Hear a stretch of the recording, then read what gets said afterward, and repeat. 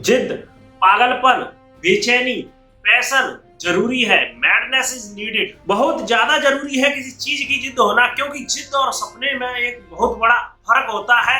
सपने वो होते हैं जो आपकी आंखें खुलने के साथ ही टूट जाते हैं, और जिद एक ऐसी चीज है जो आपको आपके लक्ष्य की ओर ले जाती है। आज हम इसकी बात करेंगे। बहुत सारे लोग यह सोचते हैं और यह जानना चाहते हैं कि हम कुछ अचीव कैसे करें, पैशन, जिद कैसे आए। तो आज कुछ ऐसे पागलों की बात करेंगे जिन्होंने अपनी जिद के कारण दुनिया में दूसरे लोगों से बेहतर खुद को साबित किया। जिद के दो तरीके होते हैं, एक सही मकसद के लिए, दूसरा गलत मकसद के लिए। और मैं एज यूजुअल और सही बात यह है, सही मकसद के लिए बात करता हूँ। Patience is needed. याद रखिए, केवल जिद से कुछ नहीं होता, संयम चाहिए। Remember one line what I learned from my father: the victory might be worshipped by the fighter, but the same victory has always been a slave to the warriors। अब आपको डिसाइड करना है, आपको चुनना है कि उस विक्ट्री को आप अपनी जिंदगी में क्या रखना चाहते हैं। उसके लिए आपको कितनी जिद और कितना पेशेंस। फॉर एग्जाम्पल, एक दिन में ना कोई सचिन तेंदुलकर बनता है, एक दिन में ना कोई डॉक्टर एपीजे अब्दुल कलाम साहब बनता है, और ना एक दिन में कोई भी आदमी एक दिन में नहीं बना है। उनमें सपने देखना गलत नहीं है मेरे दोस्त, लेकिन उन सपनों के लिए मेहनत करना बहुत जरूरी है। जिद क्या है? जिद एक एहसास है खुद को दूसरों से बेहतर साबित करने का। जिद उस बात की करो ना कि I want to my self better. किस बात की जिद? कि आपके मम्मी पापा ने या पेरेंट्स ने कुछ नहीं दिलाया, उसकी जिद, या पेरेंट्स की जिद कि मेरे बच्चे ये करेंगे।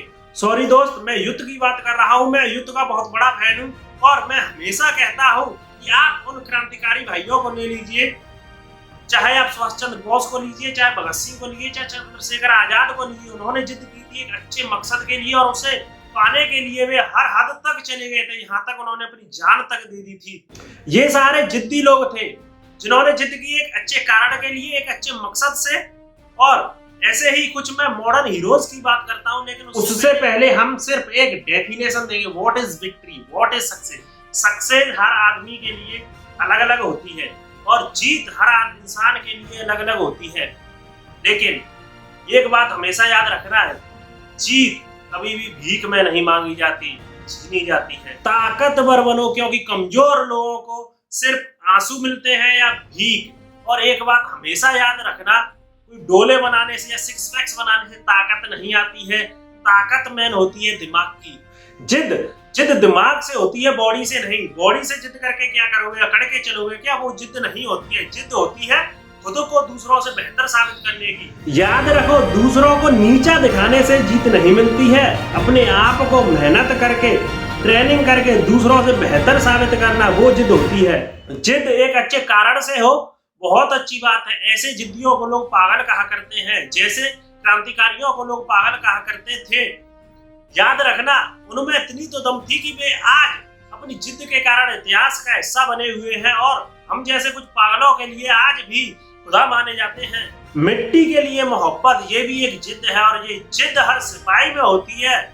ये जिद बहुत जरूरी है मेरे यारों, क्योंकि जिद नहीं होती इस तिरंगे को दुनिया की सबसे बड़ी ऊंचाई पर ले जाने की मेरे यारों, तो शायद आज वे सिपाही काम नहीं कर रहे होते। वो जिद है अपने आप को, अपनी मिट्टी की इज्जत करने के लिए, तो हर सिपाही में जिद है। याद रखना, इस दुनिया में, इस देश में जिसने भी बड़ा काम किया है, किसी ने भी, उसे लोग जिद्दी कहते हैं, पागल कहते हैं। तो कोई अगर पागल कहे तो उसे आप अपना मेडल समझना। और याद रखना एक बात, इस दुनिया में, इस देश में बहुत कम ऐसे लोग हैं जिन्हें लोगों ने जिद्दी और पागल की उपाधि दी है। लोग कहते हैं, सोचते हैं कि सक्सेस का कोई गुरु मंत्र हो, कोई जड़ी बूटी हो, लेकिन याद रखना मेरे दोस्तों, यहाँ कोई भगवान नहीं है, कोई बाबा नहीं है। यहाँ मेरी एक अपनी सोच है, एक समझ है, और वो यह है कि मैं जिद्दी बहुत हूँ, और वह जिद बहुत जरूरी है। लेकिन याद रखना, जिद कभी भी अपने माँ बाप से मत करना, जिद कभी भी अपनों से मत करना, जिद अपने आप से करना, वो बड़ी बात है। Attitude, everybody has a problem and this will remain same for each and every individual. हमेशा याद रखना मेरे दोस्तों, समस्या सबके लिए सेम होती है, लेकिन आपका एटीट्यूड इन्हें डिफरेंट बनाता है। बचपन में आपने एक कहानी सुनी होगी, जब बारिश होती है तब जो गोरी चिड़िया होती है, उसे हम गौरैया कहते हैं, वह अपना शेल्टर, अपना घोंसला ढूंढती है। वहीं जो गिद्ध होता है, जो ईगल होता है, वह सिर्फ एक ऐसा अकेला पक्षी होता है जो बारिश को चीरते हुए जाता है, ऊपर बादल पर बैठता है एटीट्यूड से। अकेला गिद्ध सबसे अलग होता है। So the problems are going to be the same, but your attitude makes you different. इस एटीट्यूड का बहुत फर्क पड़ता है। For example, Sachin Ramesh Tendulkar, the god of cricket, Sachin Tendulkar, जब उन्होंने अपने करियर की शुरुआत की ही थी, वे मात्र 16 साल के थे और पाकिस्तान के साथ एक सीरीज खेल रहे थे।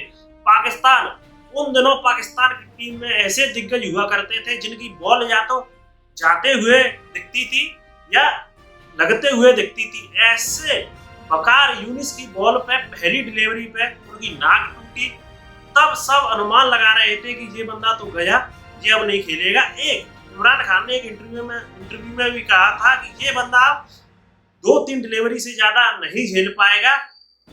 तब दूसरे छोर पर नवजोत सिंह सिद्धू खड़े हुए थे, तब उनके कान में आवाज आती है कि मैं खेलूंगा ना। सचिन तेंदुलकर ने वकार यूनिस की दूसरी डिलीवरी को झेला, बल्कि उस दूसरी डिलीवरी पे उस सीरीज का सबसे लंबा छक्का 2 कदम आगे बढ़ के मार दिया। ये होती है जिद, दिस इज कॉल्ड जिद। ऐसी जिद होती है, जीत के लिए जिद होती है। उस 16 साल की उम्र में इतना जिगरा होना, इतना पागलपन होना, इतना पैशन होना जीत के लिए, इसे जिद कहते हैं। और मैं बात करूंगा कुछ लुंगे लफाड़ों ने सचिन तेंदुलकर पर, लता मंगेशकर जी पर, जिन्हें लोग सरस्वती कहते हैं, सचिन तेंदुलकर को द गॉड ऑफ क्रिकेट कहा जाता है, ऐसे लोगों पर कुछ आपत्तिजनक, अपमानजनक कमेंटबाजी कर दी। उसके बारे में मैं बात करूंगा कि ऐसे लोग जा कर रहे हैं, इनमें जरूर परवरिश की कमी है, संस्कारों की कमी है, इनके परिवार ने जो इन्हें दिए उनकी कमी झलकती है इनमें।